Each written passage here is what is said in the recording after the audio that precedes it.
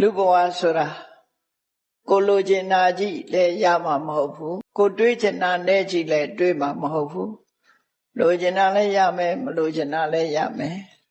တွေးချင်တာနဲ့လည်းတွေးမယ်မတွေးချင်တာနဲ့လည်းတွေးမယ်အဲ့ဒီထဲမှာအကောင်းနဲ့လည်းတွေးမယ်ဆိုးနဲ့လည်းတွေးမယ်အကောင်းလည်းရမယ်ဆိုးလည်းရမယ်အဲ့ဒါလို့ကြုံတွေ့လာတဲ့လောကရဲ့သဘာဝလောကဓာတ်မုန်တိုင်းနဲ့တွေ့တဲ့အခါမှာကိုယ်စိတ်ဟာရိမ့်ရိုင်ခြင်းဆိုတာမဖြစ်ဖို့ရအတွက်လေ့ကျင့်တာဟာစိတ်အလှပကိုတစားဆင်ပေးတာနဲ့အလားတန်တူတယ်ပေါ့လှပအောင်ပြင်ထားတဲ့စိတ်ကလေးကိုကြံ့ခိုင်အောင်ထပ်မှန်ပြီးတော့ပြင်ညာမှာဘလောက်တိုင်းတာအထိကိုယ်စိတ်ဟာခဏရင်ရှိပလဲဆိုတာကိုနှလုံးသွင်းခြင်းဖြင့်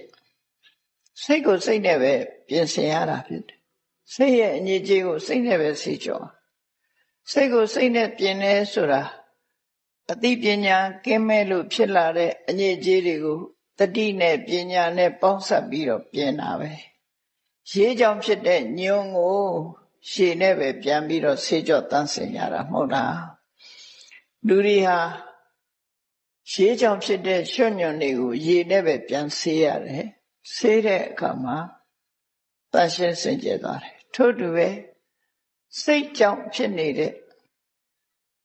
မတန်ရှင်းတဲ့ပူလောင်တဲ့သဘာဝတရားတွေကိုတတိပညာလုံလဝိရိယဆိုတဲ့အစွမ်းထက်တဲ့အရာတွေနဲ့တွဲဖက်ထားတဲ့စိတ်ကလေးနဲ့ကိုယ်စိတ်ရဲ့ပူလောင်မှုတွေမအေးချမ်းမှုတွေအညစ်အကြေးတွေကိုစိတ်နဲ့ပဲပြန်ပြီးတော့သုတ်သင်ရှင်းလင်းကြရမှာဖြစ်တယ်အဲ့ဒီသုတ်သင်ရှင်းလင်းနည်းကိုမြတ်စွာဘုရားကဟောကြားတာဘုရားတရားနာရတယ်ဆိုတာအဲ့ဒီအသိတွေရပြီးတော့လောက်ကြဖို့လိုတယ်ပေါ့နော်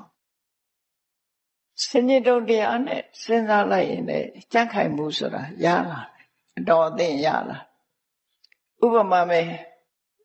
မမြဲတဲ့သဘာဝနဲ့တွေးရတဲ့အခါမှာကိုလိုချင်တဲ့အရာဆုံးရှုံးသွားတဲ့အခါမျိုးမှာကိုတွေ့တာနှစ်သက်မျက်နှိုးတဲ့အရာနဲ့ခွဲရတဲ့အခါမျိုးမှာဘလို့ဆင်ခြင်ရမလဲအေးတန်ကုဋ္ဌထလပါလောကကြီးရဲ့သဘာဝဟာတွေ့ကြုံဆုံကွဲပဲဘာတတ်နိုင်ပါလဲဆိုတဲ့အတွေးလေးနဲ့လျှော့ချတယ်ဒီလိုလျှော့ချမကြည်မနဲ့ဒေါသတွေဖြစ်လာပြီဆိုလို့ရှိရင်လေအေးဒီဒေါသတရားဆိုတာငါ့ကိုပဲနှိမ့်ဆက်မဲ့တရားဖြစ်တယ်ဒေါသဖြစ်နေတော့ရောငါအတွက်ကောင်းကျိုးချမ်းသာမှမရတာတစ်ဖက်သားကိုငါစိတ်ဆိုးနေရောငါအတွက်ကောင်းကျိုးချမ်းသာရမှာလားတစ်ဖက်သားရဲ့စိတ်ဆိုးမှုတစ်ဖက်သားရဲ့စော်ကားမှုကိုလက်ခံပြီးခေါင်းထဲမှာစဉ်းစားနေလို့ရှိရင်ငါမှပဲဆုံးရှုံးမှာပဲလို့ဟောဒီလိုစဉ်းစားလိုက်ပြီးတဲ့အခါကျတော့အေးကိုယ်ကပ်ပါတာမှမဟုတ်တာသူပြောတာသူနဲ့သာသက်ဆိုင်တယ်ငါလည်းမဆိုင်ဘူးဒီလိုနှလုံးသွင်းပြီးတော့တစ်ဖက်သားရဲ့စော်ကားမော်ကားတာနဲ့ကြုံတဲ့အခါမှာလည်းပဲအဲ့ဒီလိုသိခံခြင်းနဲ့နေလဲရတယ်မြတ်စွာဘုရားကိုယ်တိုင်ကအဲ့ဒီစနစ်ကိုကျင့်သုံးခဲ့တာစဉ်းစားကြည့်လက်မခံနဲ့လက်ဆောင်နဲ့မြတ်စွာဘုရားကိုယ်ကိုပစ္စည်းတစ်ခုလာပေးတယ်ကိုကယူလိုက်လို့ရှိရင်လက်ခံလိုက်တယ်မယူဘူးဆိုရင်လက်မခံအဲ့တော့တစ်ဖက်သားကကိုယ်ကိုလာဆဲတာဟာကိုယ်လာပေးတာနဲ့တူတယ်ပေါ့အဲ့ဒီလာပေးတာကိုယ်ဆဲတာကိုငါကိုဆဲရမလားလို့ဒေါသပြန်ထွက်ရင်အဲ့ဒီဆဲရေးတိုင်းထွမှုကိုလက်ခံလိုက်တာရောက်သွားတယ်တဲ့လက်ခံလိုက်တဲ့အတိုင်းတာရောက်သွားတယ်ခေါင်းထဲကိုမထည့်နဲ့မစင်စားနဲ့ဆဲတာသူ့ဘာသူဆဲသွားတာငါနဲ့ဘာမှမဆိုင်ဘူးလို့လုံးဝဆက်ဆက်ပြီးမတွေးပဲနဲ့နေလိုက်ရင်လက်မခံနဲ့လက်ဆောင်လို့ပဲတဲ့မြတ်စွာဘုရားအဲ့ဒါဘယ်မှာဟောတော့ဆိုမြတ်စွာဘုရားရဲ့လက်ထက်ကမြတ်စွာဘုရားကပုံနာတူဟို သူစေရနာနဲ့သူတရာနဲ့သူကြည်ညိုတရာပွားပြီးတော့မြတ်စွာဘုရားရဲ့တပြည့်ခိတ်ခံယူပြီးတော့သင်္ကန်းဝတ်သွားတယ်အဲ့ဒါကိုညီလုံးတဲ့ပုဂ္ဂိုလ်မကျေနပ်ဘူး